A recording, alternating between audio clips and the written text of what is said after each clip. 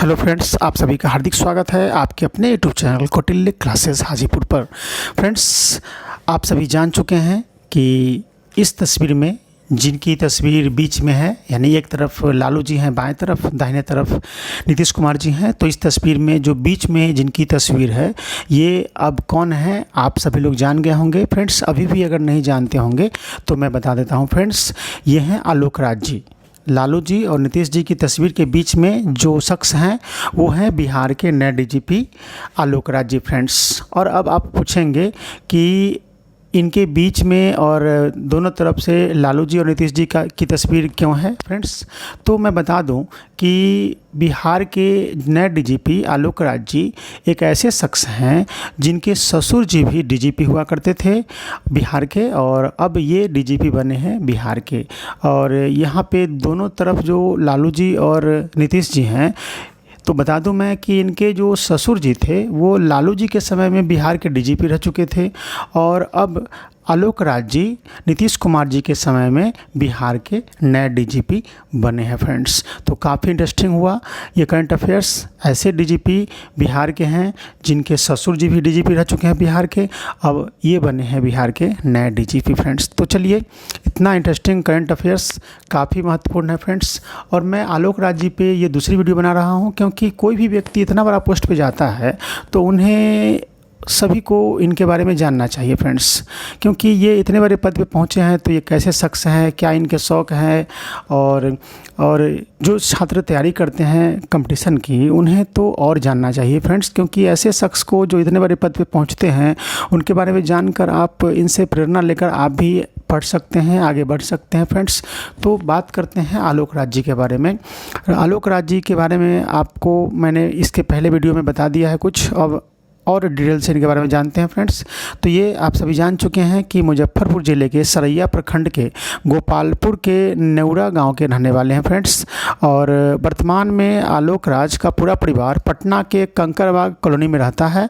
हालांकि गांव में नियमित आना जाना लगा रहता है। फ्रेंड्स, ऐसा नहीं कि गाँव से कट गए हैं, ये गाँव से नहीं कटे हैं, और इतने बड़े पद पर जाने के बाद भी और ये गाँव से जुड़े हुए हैं और इनका गाँव आना जाना लगा रहता है। लेकिन वर्तमान में इनका पूरा परिवार पटना के कंकड़बाग कॉलोनी में यानी शहर में रह रहे हैं। फ्रेंड्स, हाल ही में करीब 6 महीने पहले मोतिहारी से लौटने के क्रम में ये गांव आए थे। फ्रेंड्स, आलोक राज के पिताजी परमेश्वर प्रसाद जी सांख्यिकी विभाग के निदेशक रहे हैं। फ्रेंड्स, और रिटायर होने के बाद ये हर माह गांव आ रहे हैं, यानी कि इनके पिताजी परमेश्वर प्रसाद जी ये सांख्यिकी विभाग के निदेशक रह चुके हैं, और रिटायर होने के बाद ये हर महीने अपने घर पर आते हैं। फ्रेंड्स, और आलोक राज की 2 संतानों में से एक पुत्र और एक पुत्री है। फ्रेंड्स, इनकी 2 संतानें हैं जिसमें एक बेटा और एक बेटी है। बेटा सुप्रीम कोर्ट में अभी वकील हैं और बेटी अमेरिका में रहकर पढ़ाई कर रही हैं। हाल ही में बेटी के MBA की डिग्री समारोह में भाग लेने के लिए आलोक राज जी वो उनके पिता सभी लोग गए थे, पूरे परिवार गए थे अमेरिका। जब उनकी बेटी को MBA की डिग्री मिली थी उस समारोह में आलोक राज जी अपने पिता और पूरे परिवार के साथ अमेरिका गए थे।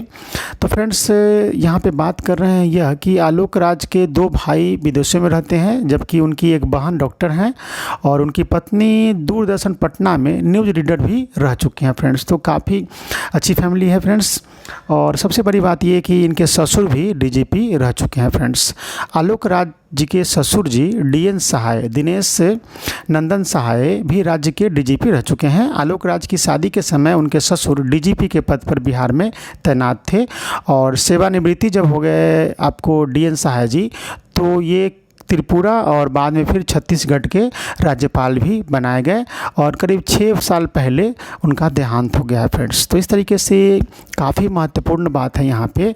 आलोक राज जी, जो मैं यहाँ पे आपकी तस्वीर जो आप देख रहे हैं इस वीडियो के, उसमें लालू जी की तस्वीर मैंने इसी लगाया था कि इनके ससुर जी जो दिनेश नंदन सहाय जी थे वो बिहार में लालू जी के मुख्यमंत्रित्व काल में DGP रह चुके थे, और आलोक राज जी अभी नीतीश कुमार जी के मुख्यमंत्रित्व काल में बिहार के नए DGP बने हैं। फ्रेंड्स, और इनके ससुर जो बिहार के DGP के पोस्ट से रिटायर हुए थे, तो ये छत्तीसगढ़ और त्रिपुरा के राज्यपाल के रूप में भी काम कर चुके हैं, और 6 साल पहले उनका देहांत हो चुका है। फ्रेंड्स, आलोक राज काफ़ी कर्तव्यनिष्ठ और कड़े पुलिस पदाधिकारी रह चुके हैं।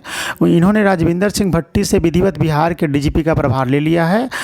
हालांकि अभी उन्हें कार्यकारी डीजीपी बनाया गया है। फ्रेंड्स, अब बात करते हैं इन्होंने जिनका स्थान लिया है आरएस भट्टी जी का। तो आरएस भट्टी जी अब चले गए हैं केंद्रीय सेवा में, और केंद्रीय सेवा में जाने के बाद उन्हें केंद्र सरकार ने सीआईएसएफ का महानिदेशक नियुक्त कर दिया है। फ्रेंड्स, तो इस तरीके से आप जानिए कि हमारे बिहार के जो अभी तक के डीजीपी थे आलोक राज जी से पहले आरएस भट्टी जी, वो केंद्रीय सेवा में जाकर अब सीआईएसएफ के महानिदेशक बन गए हैं। फ्रेंड्स, तो वो भी काफ़ी बड़े पद पर पहुंचे हैं। फ्रेंड्स, और इस तरीके से काफ़ी महत्वपूर्ण करंट अफेयर्स आपको हम दिखा रहे हैं। फ्रेंड्स, अब कमान थामने के बाद ही आलोक राज जी एक्शन में आ गए हैं। उन्होंने कहा कि राज्य की आम जनता के लिए उनके कार्यालय के द्वार हमेशा खुले हुए हैं। यानी इन्होंने कहा है कि राज्य की जो आम जनता है वो कभी भी मुझसे मिलने आ सकते हैं मेरे कार्यालय में, उनके लिए कार्यालय के द्वार हमेशा खुले रहेंगे।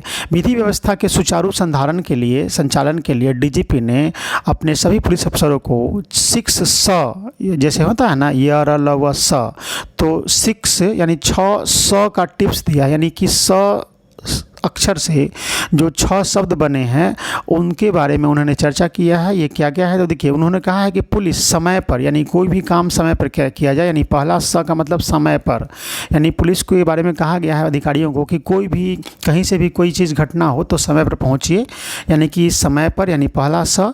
दूसरा स संवेदनशीलता, यानी कि पुलिस समय पर संवेदनशीलता और सख्ती। तीसरा स का मतलब होता है सख्ती के साथ। चौथा स हो गया सार्थक कार्रवाई।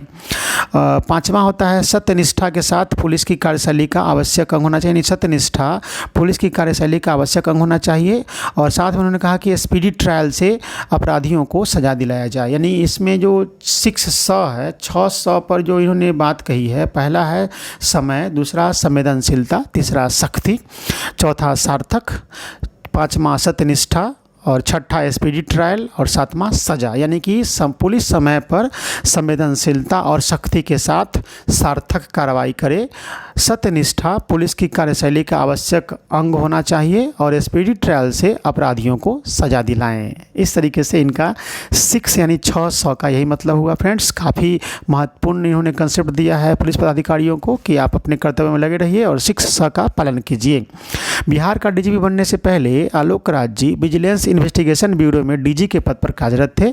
इससे पहले वे कई जिलों में एसपी के रूप में भी अपनी सेवाएं दे चुके हैं। फ्रेंड्स, जिसकी चर्चा मैंने इनके पहले वीडियो में इनके बारे में जो मैंने बताया है उसमें मैंने की है कि इस तरीके से उन्होंने आपको नंदीग्राम में जब टाटा नैनो की फैक्ट्री लग रही थी उस समय ममता बनर्जी जी विपक्ष में थी, और किस तरीके से उन्होंने इतना बड़ा आंदोलन चलाया कि वहाँ पे टाटा के द्वारा जो फैक्ट्री लगने वाली थी वो नहीं लग पाई, और वो बाद में गुजरात में लगी फैक्ट्री। और उस समय जो ममता बनर्जी जी ने टाटा में ये टाटा कंपनी की फैक्ट्री जो नैनो की लग रही थी नंदीग्राम में, उसके विरोध में जो आंदोलन चलाया था काफ़ी हिंसक हो गई थी।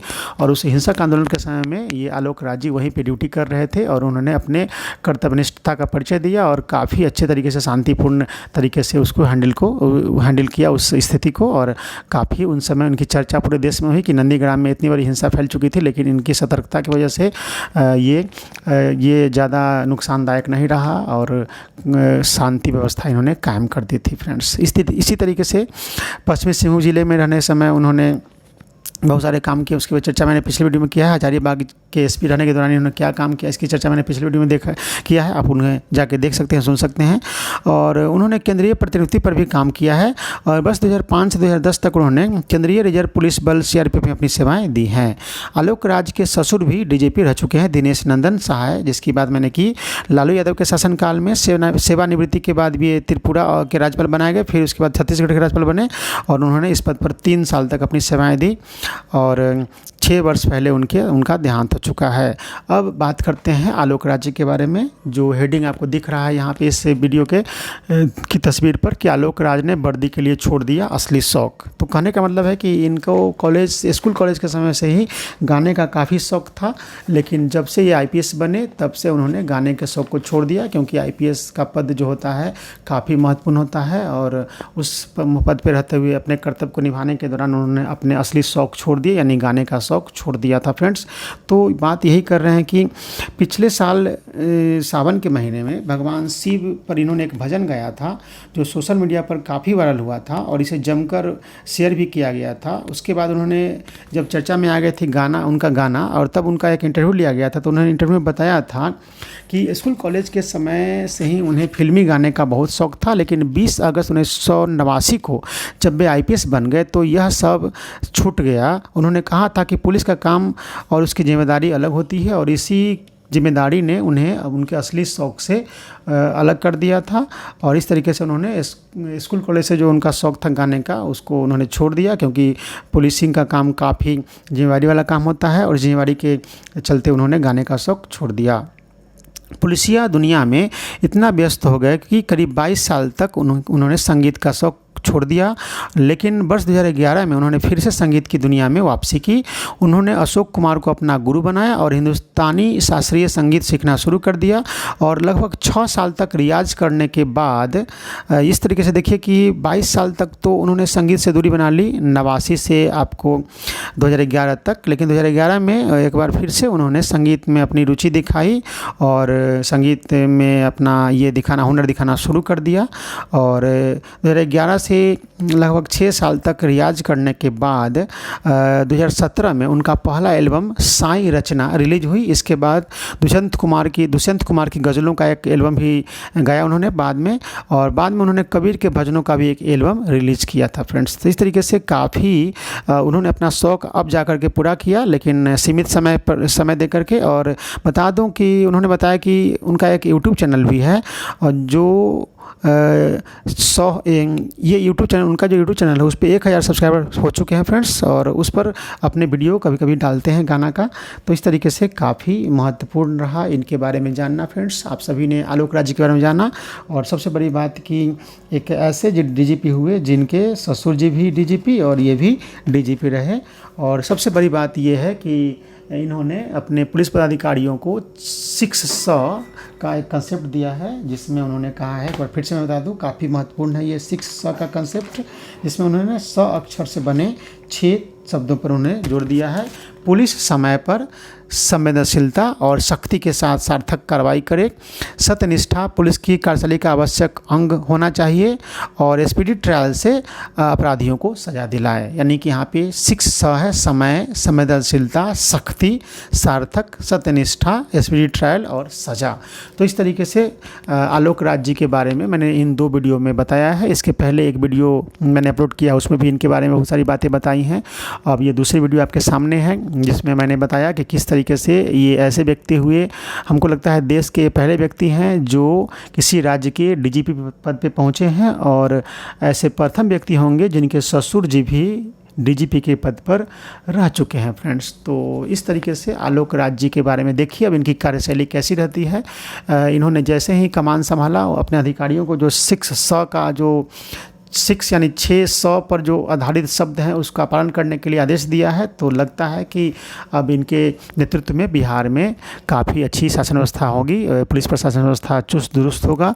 और इस तरीके से अब इन्हीं बातों के साथ मैं आपको बोलूँगा कि अगर हमारा प्रयास आपको अच्छा लगता है तो आप इस वीडियो को लाइक कर दीजिए, और जिन लोगों ने अब तक हमारे चैनल को सब्सक्राइब नहीं किया वो सब्सक्राइब कर दीजिए, और जितने भी नए लोग हमारे वीडियो पे आते हैं वो उस चैनल को सब्सक्राइब कर दीजिए, वीडियो को लाइक कर दीजिए, और हो सके तो इसे शेयर कर दीजिए ताकि सभी लोगों तक ये वीडियो पहुँचे, और अपने बिहार के नए DGP आलोक राज जी के बारे में सब लोग जान पाएँ, ताकि इन्हें जानने से, इनके बारे में जानने पर खास करके सामान्य नागरिक को जानना चाहिए सभी को। और विशेष रूप से आपको जो प्रतियोगिता परीक्षा की तैयारी करते हैं, IAS IPS की तैयारी करते हैं, BPSC की तैयारी करते हैं, या किसी भी सरकारी नौकरी की तैयारी करते हैं, या किसी भी क्षेत्र में काम कर रहे हों, कोई भी साधारण से साधारण व्यक्ति और बड़े से बड़े व्यक्ति को आलोक राज जी के बारे में इन सब बातों को जानना बहुत ही ज़रूरी है। तो फ्रेंड्स बहुत बहुत धन्यवाद, मिलते हैं अगले वीडियो में।